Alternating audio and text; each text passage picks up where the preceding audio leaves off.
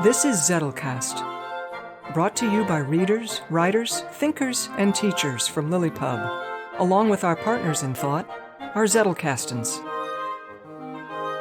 In this show, we share discoveries that our Zettelkastens have shown us. There you go. And compare notes on how we're using this marvelous invention in our creative work. Thank you for joining us. All right, Book. Let's do it again. All right. Episode 54, Playin' Games. Zettelkasten, go fish. All right, welcome to episode 54 of the Zettelcast. I'm Victoria Crowder, your humble host of this episode, the author of the forthcoming book, Zettelkasten for Fiction Writers. Woo! Coming out in December, I promise. So, welcome. As everyone knows and has already been pointed out by my esteemed colleagues, I am the outliner, the plotter extraordinaire. And so I thought for this episode, let's try something different. And part of this came from chapter 3 of my book, where I'm talking about different ways that you can switch up what you're putting into a story. Now, this doesn't only have to apply to fiction. It can certainly apply to something you're writing in nonfiction as well. If you reach a point where you're stuck and you need some kind of a variation or some way through the story, that's what these exercises are built to do. They're just built to give you an idea that maybe you never would have thought of, or to help you see a path from one point to another point. So that is what is at the base of playing the cards, Zettelkasten, go fish, which is what we're going to do. So we can begin with something very general. So just to get us started, I chose a dialogue card. Anyone who knows me knows that I have many sections that I call collections in my Zettelkasten, which is where I gather different groups of same things. So under dialogue, I have conversation, I have questions, I have arguments, observations, just different things that I collect, that I hear, that I think of, whatever. So the first one that I chose is a dialogue question card, because I thought that might be the easiest way for someone else to dive in. So the way this works is, we're just playing Go Fish. So I'm going to put my first card figuratively on the pile.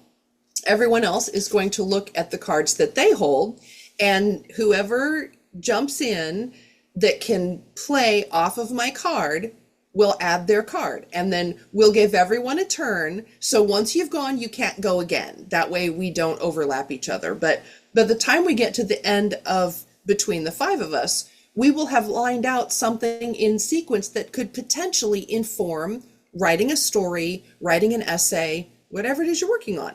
And we're truly in the +1 fashion using only our Zettelkasten in our brains to do this. So we'll see how the first round goes. All right. The first question is, can you afford an honest answer, and what will you pay?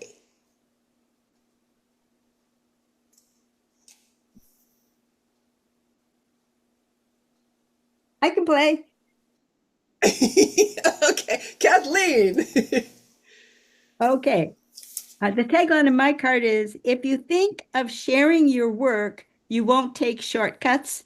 It comes from a quote by Scott P. Shepper. Shortcuts lead to creating work you will not be proud of. And my reaction was, think of your favorite teacher from your school days seeing your work.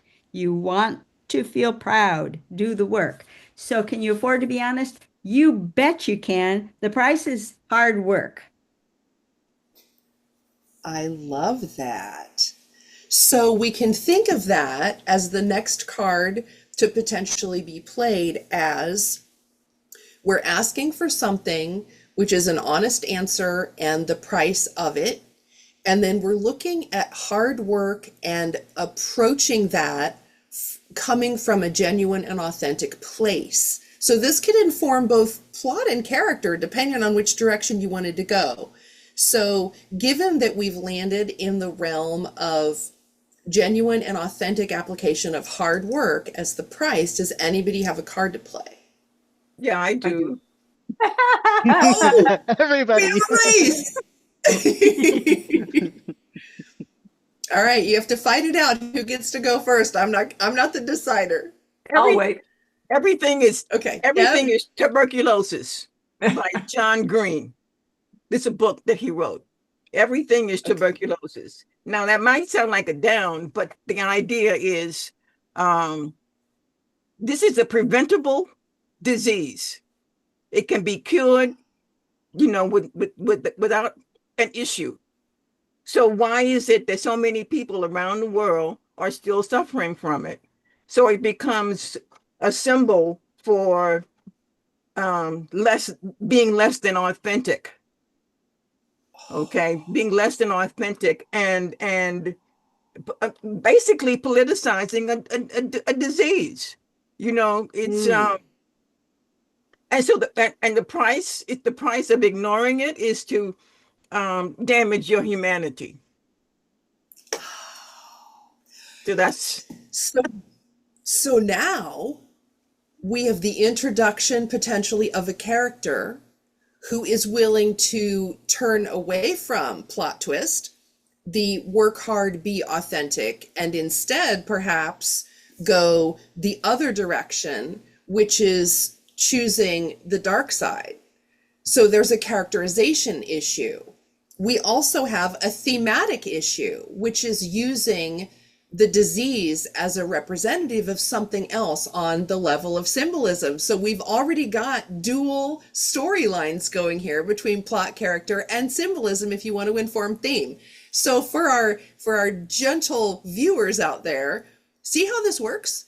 You literally can lay out random cards and just let your brain start finding the connection. So Julianne, keep us going. So the tagline for this is, to each player, just enough crisis to thrive. Ooh. And that's a play off of a quote. I've started capturing some quotes from Edward Castronova's Life is a Game. This is a book that I've talked about before. I highly encourage my co-authors to read it. But here's a quote. A good game does not put its players in crisis all the time, nor does it withhold all crisis from them. No, it gives players just the right amount of crisis, just enough to be a challenge that does not overwhelm.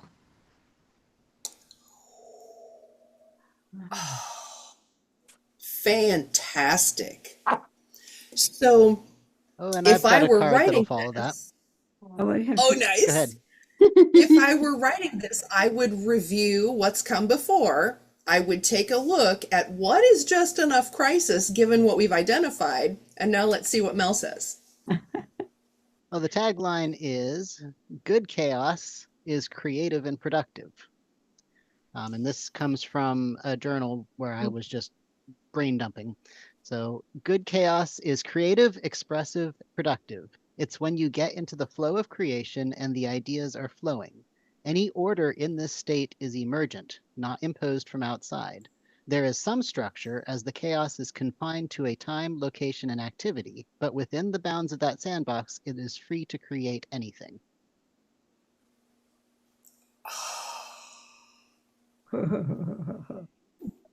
Fantastic. So with that capstone, we land at a place that allows us to decide what's just enough in our crisis, and we can land both our character arc based on this character making the choices they've made from Deb's suggestion, and we can also land on a thematic arc based on whether or not we're honoring or ignoring the symbolism and the theme, just in the simplest terms. So I would consider that a fantastic success for our first try.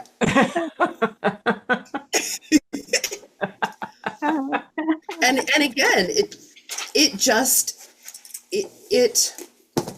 it comes together with ridiculous serendipity when you're only working within your own Zettelkasten, because as we've said so many times, everything that goes in there is a piece of yourself. So everything is already relevant, and we're doing this exercise among us, which is a little more difficult because the ideas aren't already related, yet still using the simple tools of character, plot, and theme, and then weaving in things like symbolism and plot points and all the other fancy things, you can literally connect anything in a story. So I challenge anyone out there, convince me that writer's block is a real thing, because I don't think it is. We've just proven you can note card yourself right out of writer's block every time.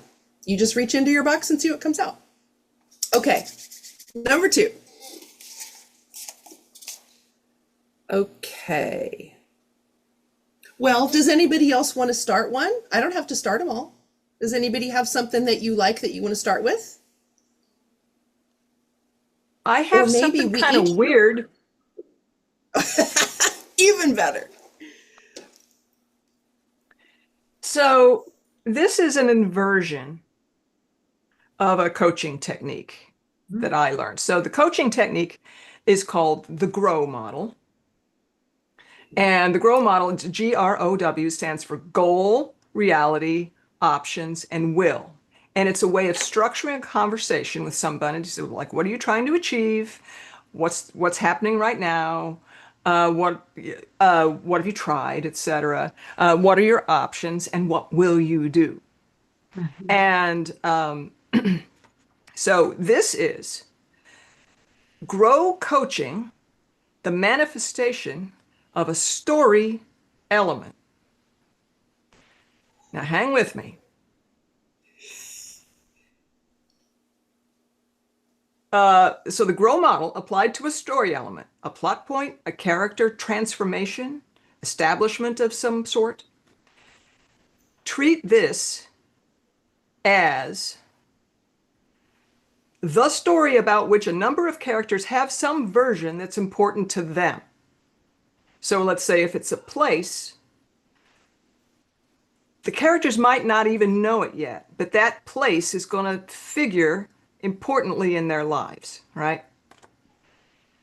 That story element, let's say it's a place, that story element is the coachee. The element has an identity and advocates on behalf of its own need to exist because of the impact on different characters.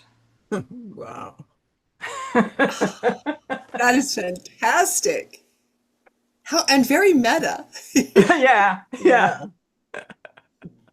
So All right. Maybe this will fit. Maybe this will fit. Okay, go. Okay. The people who get the most done don't agonize over decisions. They just structure their lives so being wrong isn't expensive. Mm. Oh. okay. I've got to follow on to that one. Ooh. This is some summaries from David Allen's Getting Things Done book, but the tagline is basic requirements for managing commitments. 1, clear your mind by capturing all unfinished tasks in a trusted system outside of your mind. 2, clarify exactly what your commitment is and decide what you have to do, if anything, to make progress toward fulfilling it. 3, keep reminders of your necessary actions organized in a system you review regularly. And I have system you review regularly underlined because that is my biggest weakness in this whole system. But imagine that the story element is being tasked with doing that. Yeah. You need to exist. Yeah. Well, I can jump onto that one. The tagline in this card is foster a spirit of wonder in your reader. So that reminders of why it has to exist, that story element has to sprinkle itself in advance of the characters discovering it to spark that spirit of wonder so that they will be ready for encountering it when it arrives within the story. Oof. Okay, so I can play off of that, and this one is very simple. It's from Isaac Newton, tempus fluit, time flows. Or tempus fugit, time flees. So is the story going to flow in a linear fashion, Or is it going to flee in a more nonlinear, disjointed narrative? The story has to decide.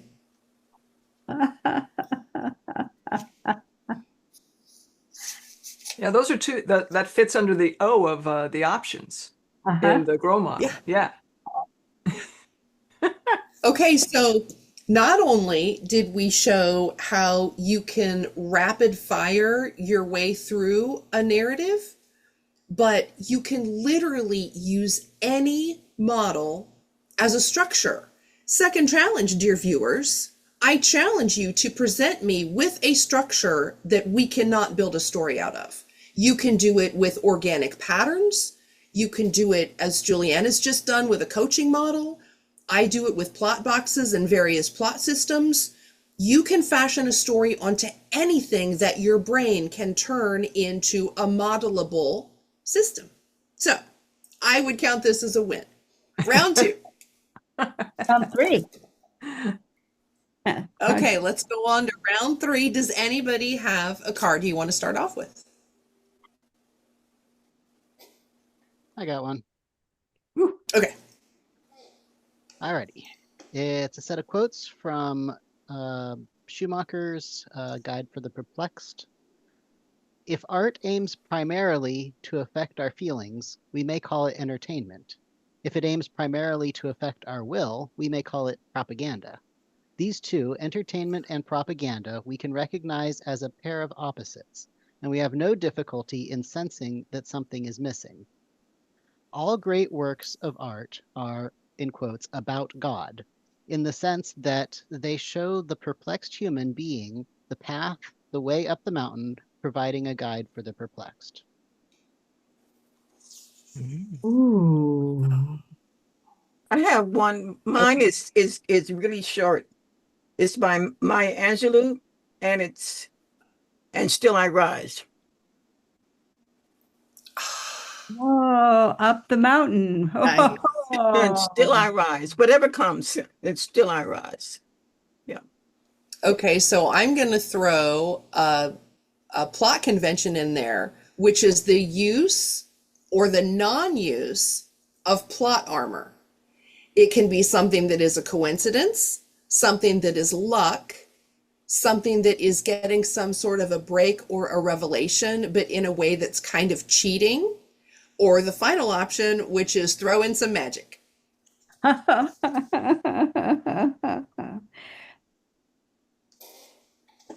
Okay, then I'll cap on that one.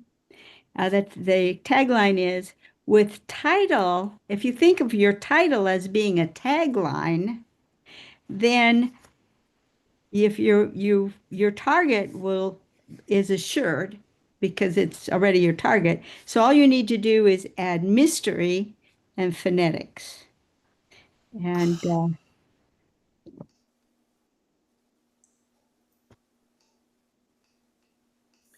So if we, beginning with the pair of opportunities,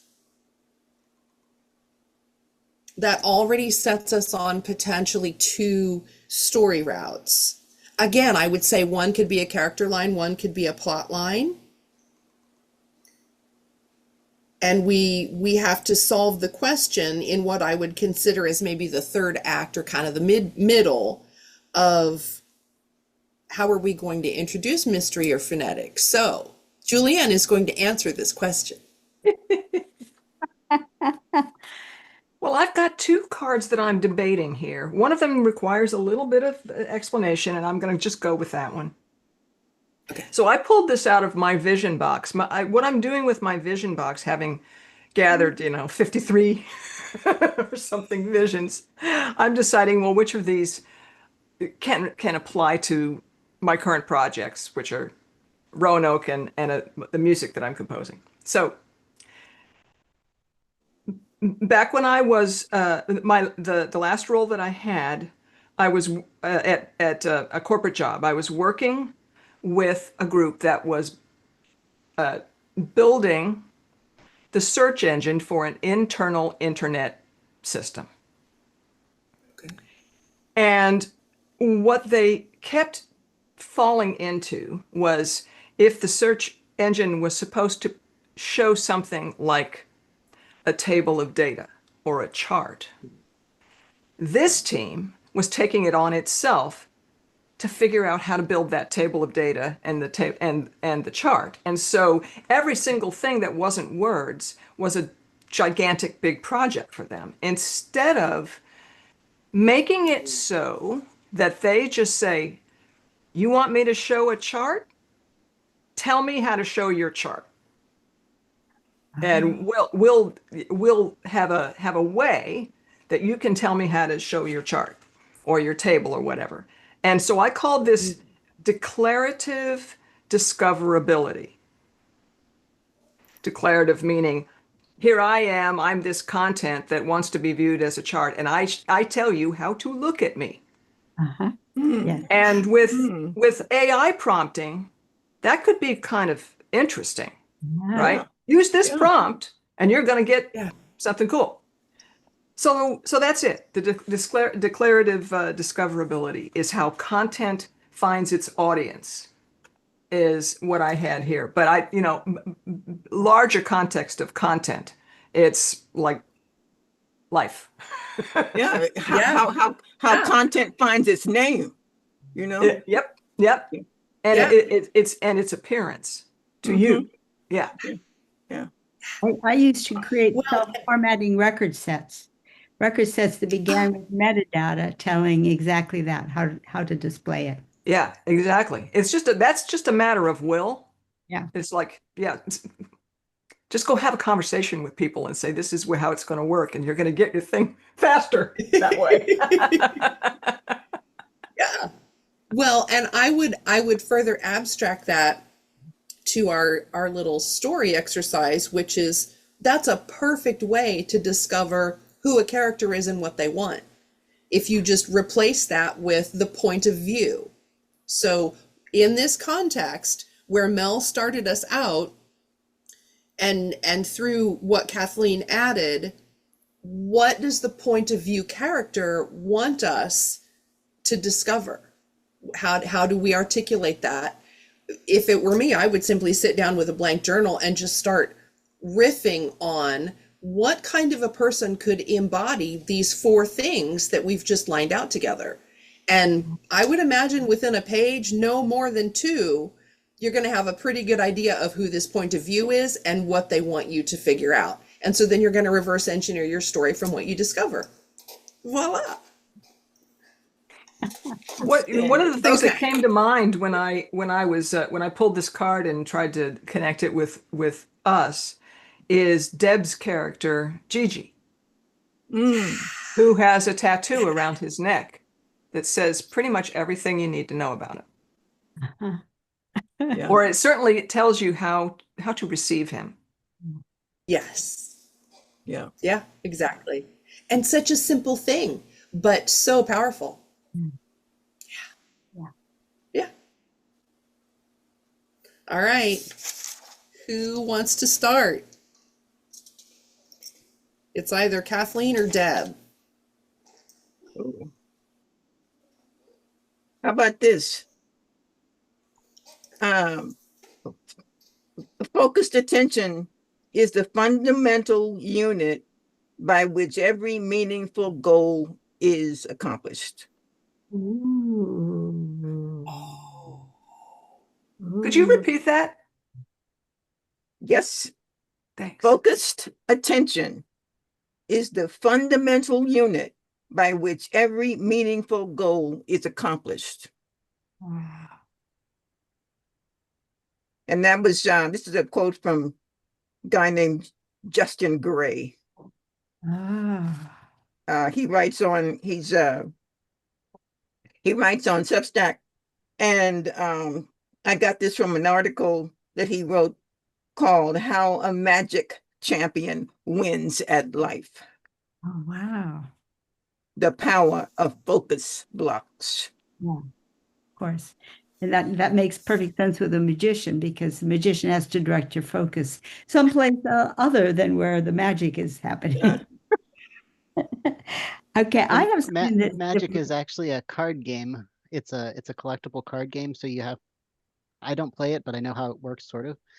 You have to build your army of you've got creature cards and magic cards, and there's a whole bunch of different things, and people each build their own decks of, there's hundreds of cards to choose from, and then they play them out against each other to see who can win by destroying their opponents. So yeah, I think that's the kind of Magic champion that this author is. Oh, okay. Okay. Mm. Cool. Well, I have a card that plays off the concept of this idea of needing focused attention to get where you want to go to achieve things. And of course, it comes from Adler on the reasons for coming to terms with the author, which is, of course, nothing more than giving your focused attention to what you're reading, and so that you'll understand it and so that you'll remember it. And then the third one, I used Ken Caputo's words for it. Slow is smooth, smooth is fast. So that if you really want to make rapid progress in the field, you have to begin very, very, very slowly. Get that foundation laid. Yeah. Get that focused attention in early. Yeah. So I can play off of these. This is a little scene card from Roanoke, and this is not particularly a spoiler. And the tagline is what Chris sees in Neanderthal knuckles. Knuckle? So this That's scene fantastic. I see taking place in the henge. Uh-huh. And there's a Neanderthal exhibit or other early hominid showing with knuckles on the ground. Mm. And it's a favorite exhibit of his. He appreciates the fully grounded sensory receptiveness of this ancestor. And he says, knuckle dragging? No, that's been word poisoned. The word is grazing.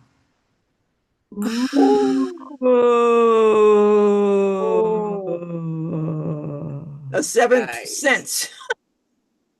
Another form of focused attention. Yeah. Mm. Ah. Wow. Well, I've Wow. got sort of a inversion here of what happens if your intention is not focused. It goes with the previous Plot twist! card earlier about good chaos. This one is bad chaos. Bad chaos is just undifferentiated stuff. It is unconstrained and unintelligible. Some of it may become good chaos if the right sort of constraints are put on it.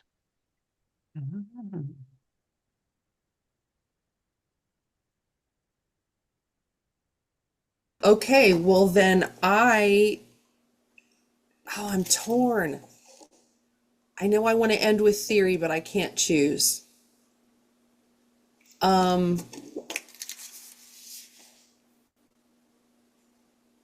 Yeah, I'm gonna go with a theory observation, which is from James Gardner on pattern and how it relates to the protagonist. So if we're writing this character and we come to our plot twist of the bad chaos, we know that's some kind of a breaking point or a story change point, and something needs to happen to bring us out of it. So he says on pattern, what patterns exist in the point of view character's story? How does the protagonist relive and perpetuate that pattern? And then what finally breaks the protagonist or the pattern so that they have a realization of what's just happened? So as a landing pad, I would say perhaps a narrator, maybe an omniscient narrator, could come back in after the introduction of that chaos point, and not in a moralizing way, but maybe in some revelation of a moment, could then reflect on what just happened and what does this mean for us as humans, and then tie it back to the beginning, which is the use of focused attention and what you gain from it. And did our character have that benefit or not? That's up to the author to decide, or the reader. Very nice. This is working better than I even hoped it would. Okay. We've got one story kicker offer left. Kathleen. All right, this one is a card that needed to be refiled from last month's newsletter. The struggle of courtesy is feeling the worth of others.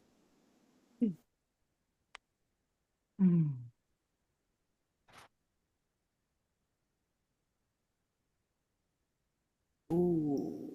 All right, I've got one that's sort of related to that. So the context of this is I was running across these terms in logic and the field of mereology, which is the study of parts and poles and their relationships to each other. But these terms are Latin, and one of them is interpreting something de dicto versus de re. I'm like, what on earth is this about? I had to really mess with it. I really write a lot of notes to try and figure this out. But basically, the difference between them is where you put the focus on interpreting it. So an example, Peter believes someone is out to get him. If you interpret it with de dicto, then someone is unspecific and Peter is paranoid. If you interpret it the other way, which is called de re, the someone is specific. Peter has a specific concern, and so therefore he's not paranoid. He's got a real reason to be worried. So I've got a bunch of examples of, sort of vague statements that could be interpreted in these two different ways. And I think that fits in a bit with the courtesy of figuring out, I forgot exactly what you said, Kathleen, but figuring out The worth of others. the worth of others and how to interact with others. Oh, I can go off that. Those sorts of misunderstandings where if you're interpreting it the opposite way of which it's intended can lead to definitely discourteous situations. Okay. Oh, yeah. So using that as my point of departure, I have a card on developing an antagonist who is not necessarily a villain, but just an antagonistic force in a story, if you don't want to write a traditional conflict-driven story. And I call this character piggybacking. And it comes again from James Gardner when I was reading about different ways that he liked to stack characters, which I think is a fascinating idea, because you're not just taking characters through, each one through their own straight line in a story. Obviously, they're interacting and they're having relationships and actions and reactions and all that stuff. And so my thought for building a really good antagonist that could potentially be a twist or reveal later is what if, and this goes perfectly with courtesy, what if the only thing that the antagonist does is ride another character's true power? What kind of power? Their true power. So let's say True. a main character has as one of their driving powers, let's just say it's courtesy. What would antagonists need to do to latch on to that character and somehow upend courtesy or interrupt it in some way? Like, what would that look like? Or go to the negative. What if you have a main character who is extremely selfish? What if the only thing the antagonist does is ride that selfishness in some way that drives the story? But I have a contribution to that. Okay, go. My quote is, avoiding stupidity is easier than seeking brilliance. Excellent. So yeah, we have a really nice development of opposites going here. depending on which thread you decide to pull, to grow your character, this is another perfect example of how to get those thoughts flowing. If you just think in opposites, if I have a character with this or a story with this, what is its opposite? And then how do I tease that out? So anybody want to bring us home? Well, I got one here. So this is something that I learned from coaching. Are you all, any of you familiar with the term the OODA loop? OODA? Oh yeah. OODA. Oh yeah. Stands No. for observe, orient, decide, and act. And it was coined by an Air Force, I think he was a lieutenant colonel or something, John Boyd. Yeah. And in the context of flying sorties, and so the time scale, observe, orient, decide, act, is incredibly rapid in that context. Now, in terms of coaching, the term has been appropriated by a lot of different sort of self-help things, just to put, but still it's kind of a momentary scale. And so I think that observe, orient, decide, act, the orient is where you have those choices. Shall I consider the worth of this person, or shall I not? Oh, What a great conflict. yeah. And what a perfect description of the struggle of courtesy. Yeah. When someone has it in the rudder position, that's does it matter to me? Yeah. Wow. Yeah. I mean, you could build a whole novel just off of that theme and playing with it in different ways through different storylines. That could be extremely powerful. Okay, guys. How was that for crazy? Wow. I know I have to go back through the tape now once we get our recording posted.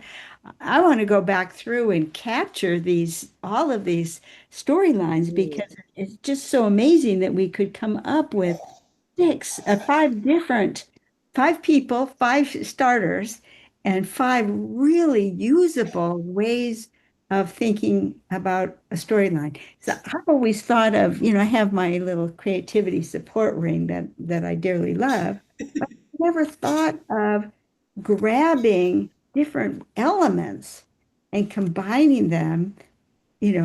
I use them as like, try this one, try this one, try this one. How about now? Try these three. Yeah. At random. Yeah. How do they interact? And what do they collectively say? And of course, the combinations are insane. Oh, And that form yeah. factor really permits you to do that. Mhm. I have created little things in this format, and it Yeah. allows you to insert things, but it does not allow that combinatorial play. Yeah. Yeah. Yeah, that's fantastic. Well, it's why I think one of the most helpful tools is introducing variations because, and this is my own soapbox, modern fiction has been hijacked by a very strict straitjacket of form, which works great for fast-paced movies, but if you want to write good creative literature with strong narrative, strong characters, no bombs blowing up, you're kind of limited. Nobody's really teaching that. So that's why it's near and dear to my heart to demonstrate as many ways as possible how you can literally start with any point. And if you just keep introducing variations with the baseline always being, and this is a hill I will die on, the baseline always has to be something that you personally love. Your stories have to come from things that you personally love and want to share, or there's no heart. It's just an empty story. It's another Fast and Furious. But if you really care for your subject or for your character, your readers know that. I mean, how many of us have read books that we keep going back and reading because the author was so good and we felt so safe and trusted them so much, and we just want to go back to the beginning when we're done and read it again? you just feel that. And so if you write from what Scott Shepherd calls your zone of fascination, you can't help but seduce your reader right along with you. You have a blast writing it, and you never get tired of the subject that you're working on. And your reader has a blast reading it because they know that you love it and you want to share what you know.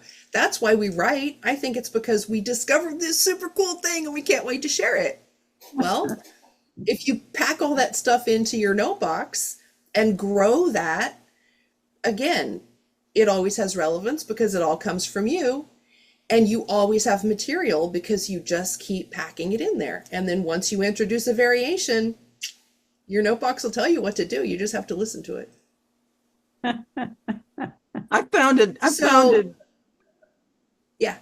I was going to say, anybody want to add anything? Yeah. Well, I found another track to find out what I'm trying to tell myself. Oh. Okay. And I call and as a result, I created this sheet which I call the earworm tracking sheet. Earworm. You know what an earworm is, don't you, Kathleen? An earworm is a song that keeps running in your head. It just keeps, it pops up out of nowhere and it just keeps going on and on and on. So I thought, okay, wait a minute. We are associative beings. And in that place, I must be what am I doing at this moment, or the moment I realized that this song was, just going around and around and around in my head. What was I doing when I first noticed it? Is there a connection? There has to be a connection. Look at that. Oh. What am I trying to, I'm trying to tell me something. And so I should open up my ears, open up my eyes, open up my mind and find out what it is. It's a perfect soundtrack for something. Right. Something. Yeah. So I had the date and the time, the lyrics, well, actually just the title, and then whether I hear it in my head or it's actually outside. That was, something from psychology, which said, if it's outside your head, you better check it. go to a medical, go to consult your doctor, Yeah. And then the activity and whether or not there was stress related, and whether or not I was sleepy or tired, and any other notes.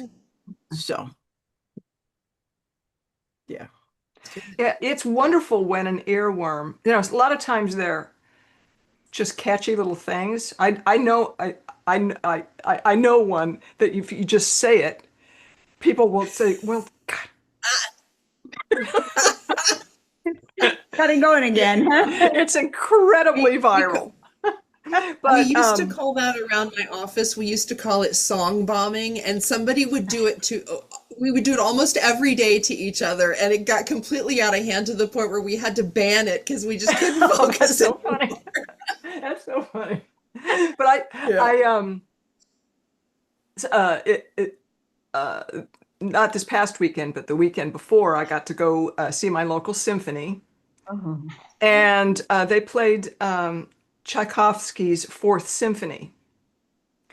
And the second movement of that, I highly recommend anybody who just wants to hear something sublime to just listen to. And the second movement of Tchaikovsky's Fourth Symphony. And that has been an earworm for me for more than a week, and hallelujah for that. It comes up in all the moments where I just want to feel that sense of the sublime. Cool. Duly noted. That's the bonus for today. Yes. Very cool. Now your final assignment is everybody refile all of those cards so they're not strewn all over the desk like mine are. And hey, Or- Kathleen, if Or wants to file them. or, yeah, right. Yeah, file them. Give them a number. If anybody wants to join us, where might they find us? They might find us at LiLLiPub.org. It's where we hang out when we're not on YouTube. And we have our wonderful Roanoke project that you can come remark on and follow along with. And if you join us on LiLLiPub, you can join in the chatter and the fun and so many different circles over there. And even if you're not ready quite yet to join us, if you pop in over at LiLLiPub.org, you can put in a request to be added to our mailing list, and you will get a link to where we post the things that we could share with the general public. And if you're very, very shy, that will work for you. But we don't bite, so come join us. That's right. All right. Well, thank you guys for playing this round of Zettelcast and Go Fish. I think it was fun. I do too. It was. Yeah. Thank you. Yep. Yeah. See ya. Bye. Can't see my hand waving, but I'm waving. Bye.